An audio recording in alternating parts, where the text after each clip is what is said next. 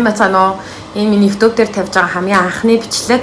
Тэгээд юуны топ бичлэг гэхээр хятад дээр хэрхэн хурдан хугацаанд сурах вэ? Тэгээд хятадд яаж суралцах вэ гэсэн амар олон хүмүүс ер нь гэж одоо тийм хүсэлтэй байдаг. Одоо тэгээд залуучууд бас ер нь амар олон хүмүүс хятад руу ирж суралцж байгаа. Тэгээд би YouTube-ээр харсан чинь нэг амар хятад хэлний тухай бас хятад хэлний ойлголтын тухай монголоор яг бичлэг байдгүй юм байлээ. Тэгээд би бас тэгээд зарим хүмүүст одоо тэгээд тайлбар болгоод өөрийнхөө мэддэг бяцхан зөвлөгөөнүүдийг хүргэх гэдэг бичлэгийг хийж байна. За тэгэхээр би яаж өөрөө анх хятад хэл сурсан талаар жоохон хуваалцахаар шийдсэн.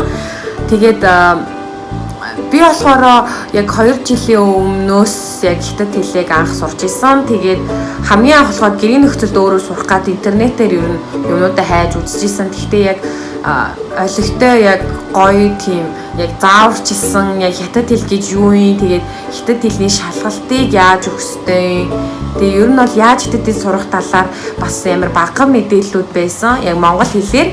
Тэгээд бас хятад руу явж сурахаар болоод тэгээд Шанхайд яг хэлний бэлтгэлээ анх хийжсэн. Тэгээ ер нь бол анхандаа яг англиар хятад хэл үздэг байсан болохоор жоохон англи хэл одоо дутагдаад ч гэх юм уу яг хэлээр үзэг болохоор бас ойлгохгүй юмуд гардаг байсан. Тэгээд гэртээ яг өөрөө суугаад хятад хэлээ одоо ингээд одоо нүдэд хий гэж шийдсэний үр дүнд амар олон зүйл мэдэж авсан. За тэгээд хамгийн түрүүнд та нарт яг хэлэх гээд байгаа юм уу гэхээр хятад хэл одоо сурах нь яагаад ашигтай вэ гэвэл одоо ингээд хятад хэл чинь баг дэлхийн 2 дугаар хэл болж одоо ингээд гарч ирж байгаа. Хүн болгоо хятад хэлтэй болж байгаа. Тэгээд эдийн засгийн ч гэсэн амар хөгжсөн улс орн болохоор яалтчгүй хятад хэл одоо сурах шаардлагатай болж байгаа. Тэгээ бас ажилд ороход ч гэсэн англи хэлний хажуугаар хятад хэлтэй гэвэл та бүхэнд давуу тал болох юм болов гэж одоо бодож байна. За тэгээд хятад хэл сурмаар байгаа хүмүүст би 5 нэг тийм өөрийнхөө зөвлөгөөг бэлтцсэн байгаа. Тэгээд ямар ч лээс имжлэгийг цаашаа ингээ өргөжлүүлээд үзээрэй. Ямар 5 зөвлөгөө гэдгийг тэндээс ойлгож аваарай гэж хүсэж байна. За тэгэхээр миний нэгдүгээр зөвлөгөө болохоор хятад хэлний тухай жоохон ч гэсэн мэдлэгтэй болох. Тэрний үгс үе гэхээр хятад хэл сурчаад яг ямар шалгалт өгөөд яг яад юм бол тэгээд шалгалт өгөх нь яг ямар хэрэгтэй юм бол гэдэг талаар ярих гэсэн. За хятад хэлэнд болохоор хятад хэлний төвшинг болохоор ер нь бол тэр шалгалтаар хувадаг. Танаа сонсч ирсэн, зарим хүмүүс сонсч ирсэн баг, зарим хүмүүс сонсч байгаа баг. Тэгэхээр HSK гэж шалгалт байдаг. За энэ болохоор хятад хэлний төвшинг тодорхойлж өгдөг одоо шалгалт байгаа.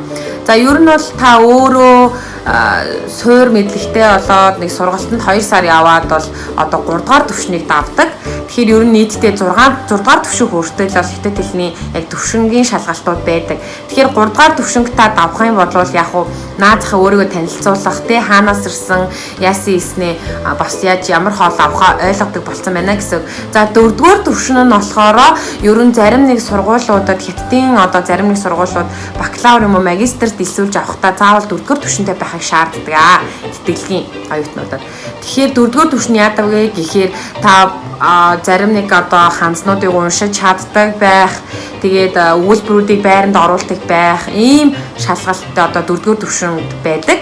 За 5 дугаар төвшин гэхээр мэдээж хэрэг 4 дугаар төвшнөөс хөндрөн жоохон IQ шаардсан асуултууд, тэгээд яг тэр хятад хэлийг одоо хэр өгөх туунаар нь ойлгож ийн гэдгийг шалгадаг. За 6 нь бол мэдээж хэрэг яг бас үндсэн амар хэцүү тийм шалгалт одоо байдаг. 6 дугаар төвшин мэдээж хэрэг 6 дугаар төвшнийг бол та үнэхээр амар сайн хичээгээд 2 жилийн дотор авч чадахгүй байвал чаднаа. Тэгэхээр хятад хэлийг сурахад ерөөсөө шалгалт миний хувьд бол бас чухал. Яг гэвэл та хятад хэл хажуугаар нь сурж байгаа ч гэсэн одоо хятад хэлийг гэрээрээ сурж байгаа ч юм уу гадуур сурж байгаа байж болно. Гэхдээ та заавал ерөн шалгалт өгсөн байх ёстой. Тэгжиж өөрийнхөө төвшинг мэддэг одоо мэднэ л гэсэн. Тэгэхээр их сургуульд одоо тэтгэлгээр бүртгүүлэхийг хүсэж байгаа оюутнууд байвал эцэсгийн оноотой, эцэсгийн шалгалтаа өгсөн байвал илүү их та нарт боломж байгаа шүү гэдгийг хэлэх гэсэн юм аа. За ямар ч хэлсэн миний нэгдүгээр зөвлөгөө байлаа. Ингээд 2 дугаар зөвлөгөө нь юу вэ гэвэл за би та нарт одоо нэг аппликейшн санал болгоё. Chinese Skill гэдэг. За хаан гарах вэ гэж юм гаргачих. За Chinese Skill гэдэг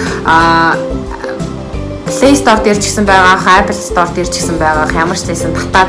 За энэ юу вэ гэхээр ямар нэгэн сургалтанд сууж чадахгүй ч юм уу боломжгүй завгүй байгаа хүмүүс зориулаад жоохон ч гэсэн хятад хэлний бас анхан шатны одоо мэдлэгийг одоо суурийг тавьж өгөх тийм аппликейшн байгаа. За энэ аппликейшнийг татаж аваад та нар тоглоомгоо хятад хэл сурна гэсэн үг. Бүр анханаас нь одоо чи гэдгийг яаж бичих юм, одоо би гэдгийг юу гэж унших юм ч юм уу. Энэ болгоныг ингээд заагаад өгсөн амар гоё аппликейшн байгаа. Тэгэхээр энэ аппликейшнийг заавал татаж аваарай. Үнэхээр хятад хэл сурахыг хүсчихвэл заавал энэ аппликейшнтай байх хэрэгтэй гэж би хувьдаа бодож байна. За 3 дугаар бас миний өгч байгаа 3 дахь зөвлөгөө нь юу вэ гэх юм бол мэдээж хэрэг хятад хэл бол сурахад хэцүү. Ер нь хүн болгон тэгж хэлдэг. Хятад хэл одоо яаж сурсан, ямар хурдан ярьдаг болцсон. Тэгээ хятад хэл сурахад хэцүү биш байна уу гэж амар олон асуулт асуудаг. Тэгээ би энэ асуултанд одоо хариулахаар одоо бичлэг хийж байгаа. Амар олон хүмүүс надаас асуусан. Миний хувьд болохоор хятад хэлний яриа бол тийм хэцүү байгаагүй. Ер нь бол ярахад амар амархан. Ягаад гэвэл англи хэл шиг амар олон дүрэн байдгүй. Зүгээр ерөөсөө 3 дүрэнтэй одоо өнгөрсөн ирээдүг гээд 3 дүрмээсээ л ерөөсөө хамаарад одоо юунуудаа ашиглаа, өгнүүдээ ашиглаа явчихдаг болохоор хятад хэл бол ярахад амархан. Мэдээж бичих уншихад бол бид нэр бүх хэсгийг кириллээр үздэг болохоор ханд бичгэд бол угаасаа хүн болгонд анхан шатанда амар хэцүү байхаа. Тэгэхээр өдөр болгон чи хэрвээ хятад хэлнийхээ одоо ханзыг чийжлээд ч юм уу цаашдаа ингээ ханз гэсэн ойлголтыг одоо ханз гэсэн одоо юмыг ойлгоод авчих юм бол цаашаа ханз чийжлэхэд тийм ч хэцүү санагдахгүй. Тэгэхээр хятад хэл бол тийм амар хэцүү хэл биш. Яг хөө хэцүүдээ орно. Тийм амархан бас хэл биш болохоор та бүхэн өдөр болгон хэрвээ хятад хэл сурж байгаа бол заавал хичээлээ доор хаяж 2-3 цаг ханзаа бичээ цээжилж байгаарэ. Өөртөө хятадаар ярьж байгаарэ гэж зөвлөмөр байна. Энэ бол миний 3 дахь зөвлөгөө нь үргэлж хичээгээрэй гэсэн уриалтай 3 дахь зөвлөгөө байлаа.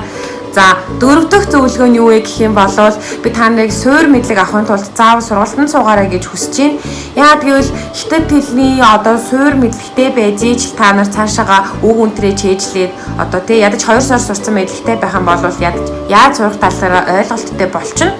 Тэгэхээр үнэхээр боломжгүй байвал төрийн IP-г ашиглаж болно. Үнэхээр одоо бас хятад хэл сурах сонирхолтой байвал заавал сургалтанд суугаарай гэж хүсэж байна. Яагаад гэвэл сургалт гэдэг ямар нэг зүйлийг суурийг тавьж өгнө шүү дээ, тийм ээ. Тийм болохоор заавал сургалтанд суугаарай. Монголд идэг миний мэдих сургалтуудаас одоо Күнз байна. Тэгэл өөр зөндөө сургалтууд байгаа штэ. Тэгэхээр заавал ерөн сургалтанд нэг 2-3 сая дор хаяж суугаад дараа нь бие дагаад хятад хэлээ хийх юм бол илүү амар ахаа гэж бодож байгаа. Тэгээд сургалтанд суух бас дахиад яагаад ашигтай вэ гэхээр ханзны чинь бас ойлголтыг та нарт өгнө. Одоо ханз цээжлэх аргууд ч юм уу ер нь бол ханз болгон ч өөр утгатай. Тэгээ ханзыг ингээ харахаар ямар нэг амьтантай адилхан ч юм уу, байшинтай адилхан ч юм уу ингэж тайлбарлаж ингээ багшаа айгуугаа тайлбарлаж болохоор сургалтанд суусан нь бол ер нь хамгийн зөв сонголтоо гэж би өөртөө бодож байгаа. За 5 дахь нь болохоор тэтгэлгийн талаар би өөрөө мэддэг одоо бас жижигхэн юмыг та нартаа бас хүрэхээр шийдсэн. Тэр нь болохоор юу вэ гэхээр тэтгэлгээр суралцнаа гэдэг чинь ер нь бол амар бас шалгуур өндөртэй. Тэгээд ер нь хэцүү бас зүйл гэж би өөртөө боддог. Яг тэгэхээр амар олон зүйл шаардна. Жишээлбэл амар гой сургуульд орохын тулд та нар заавал англи хэлний IELTS оноо бас HSK-тэй байх хэрэгтэй. Тэгтээ зарим тэтгэлгүүд бол ер нь амархан олддог. Ер нь өөрөө тэтгэлэг хайж олё гэдэг бол ерөөсөө л таны 100% хүч хөдөлмөр байх гэж би өөртөө бодож байгаа. Яа тэгэхээр шалгалтаа өгнө, англитай авах хэрэгтэй доор хаяж apply хийхдээ тийм үү.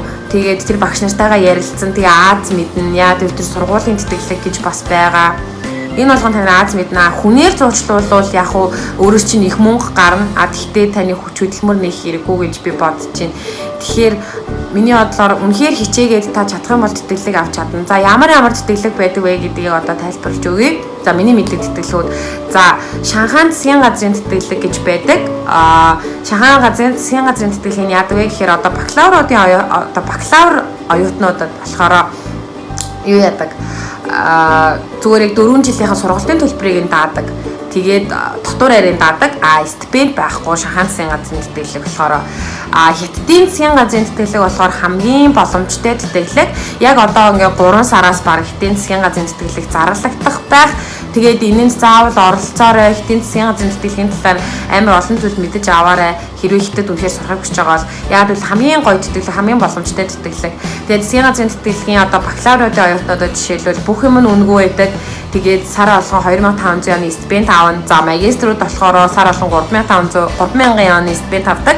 Докторд 3500. Тэгээд чи өөрөө сургуулаа сонгоод сурах боломжтой байдаг. За өөр бас жижиг сажиг мужийн тэтгэлгүүд байдаг. Күнзийн тэтгэлэг гэж байдаг.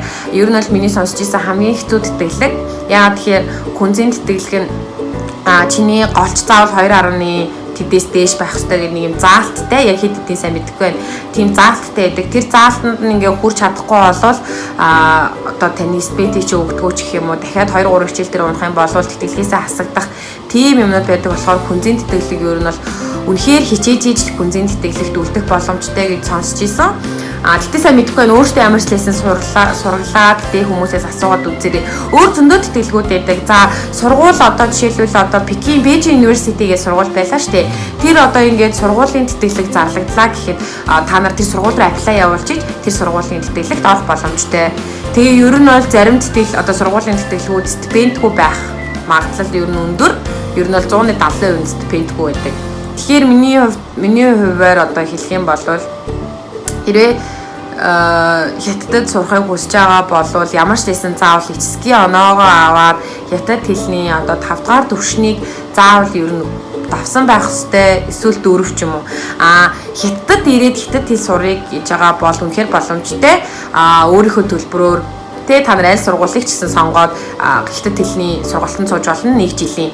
Тэгээ энэ бол үнэхээр миний хувьд бол хамгийн боломжтой хаа. Яагаад гэвэл та нар нэг жил яг орчинд нь хятад хэл сурах болохоор хятад хэлийг хурдан сурна. Тэгээд энэ дээрээ бүх юм ойлгож аваад эцгийн оноогоо өгөөд тэгээд дараа нь тэтгэлэгтэй орчих юм бол хамгийн боломжтой нь бол ер нь хэлний бэлтгэлээ хятадд сурах.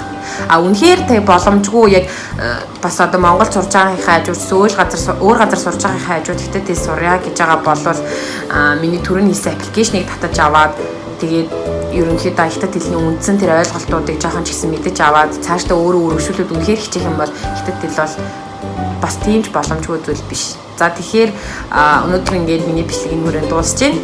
Ямар ч лээсэн доор миний channel дээр subscribe хийгээрэй, тэгээд like дараарай.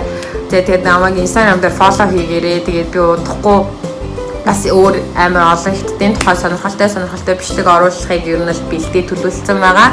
Тэгээд миний бичлэгийг үзэн баярлалаа. Баяртай.